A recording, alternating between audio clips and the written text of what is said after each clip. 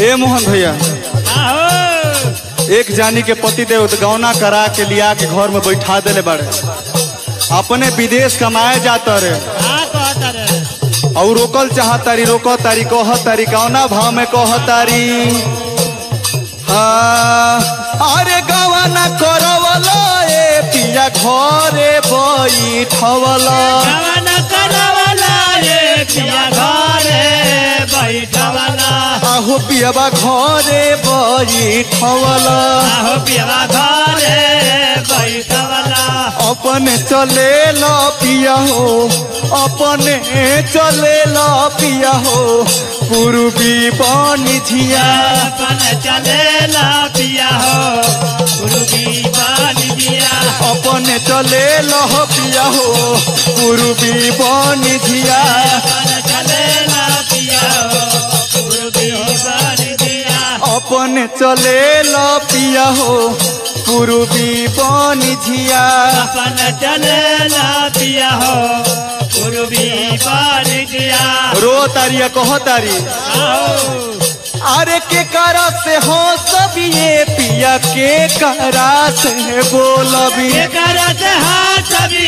पिया, के करा से बोला, आहो पियावा के करा से बोलबी, आहो पिया के करा से बोला, आहो पिया के करा से बोलबी, आहो पिया के करा से बोला, के करा से कहबी राजा हो, के करा से कहबी सैया हो, दिलावा के बतिया, करा से कहा हो, दिलावा के बतिया, के करा से कहबी राजा हो, दिलावा के बतिया, करा से कहा राजा हो, दिलावा के बतिया, के करा से कहबी पिया हो, दिलावा के बतिया, करा से कहा पिया हो, दिलावा के बतिया। भैया हो आओ आगे का भइल कह तारी की देखी ऐसा मत करी, लेकिन कह तारे का कह तारे,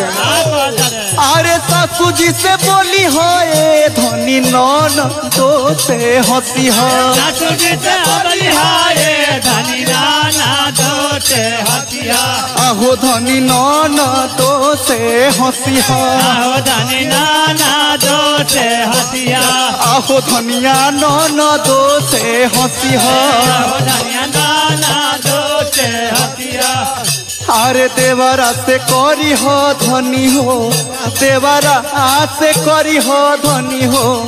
दिलावा के बतिया, देवरा से कहिया धनी हो,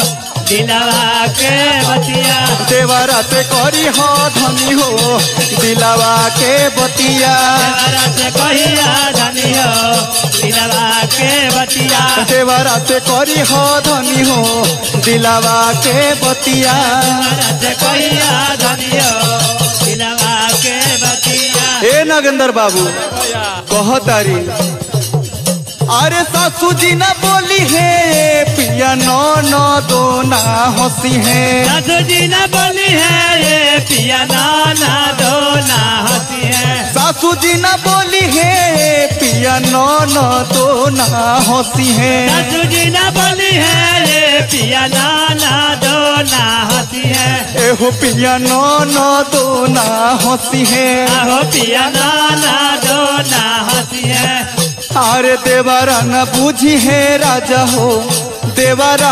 न बूझी है राजा हो, दिलावा के बतिया, देवरा न बुझी है राजा हो, दिलावा के बतिया, देवरा न बूझी है राजा हो, दिलावा के बतिया, देवरा न बुझी है राजा हो, दिलावा के बतिया, देवरा न बूझी है राजा हो, दिलावा के बतिया, देवरा न बुझी है राजा हो, दिलावा के बतिया, अरे देवरा न बूझी है राजा हो, दिलावा के बतिया, देवरा न बुझी है राजा हो, दिलावा के बतिया। जब अतना सुनले हाथ कहता रे कि देखो और बना लो ए नगेंद्र भैया, आए भैया अरे सासू जी के माई ये धनी नौन दो के बहिनिया, सासू जी के माई ये धनी नाना दो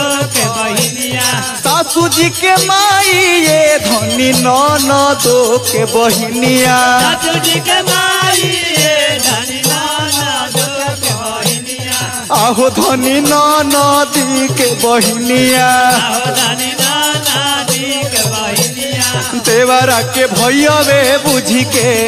देवरा के भैयावे बुझी के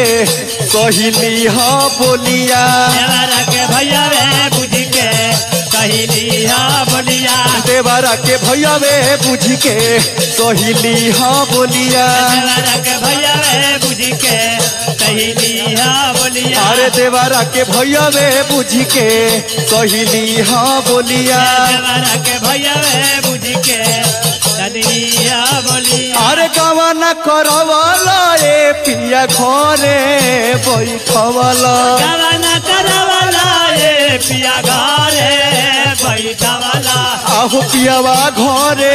बैठवाला आहो पिया घरे बैठवाला अपने चले राजा हो अपने चले